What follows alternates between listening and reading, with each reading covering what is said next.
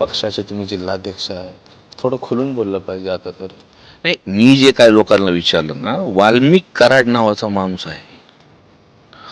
फक्त ह्याच गावामध्ये नाही तर जिल्ह्यामध्ये अशी परिस्थिती करून टाकली त्या माणसाने. म्हणजे पोलीस स्टेशन म्हणजे काहीतरी स्वतःच घर असल्यासारखं. हा विषय कुणी आज तुम्ही त्या लोकांना विचारला ना, सगळेजण त्यांचं सांगतात. मला राजकारण ह्याच्यात करायचं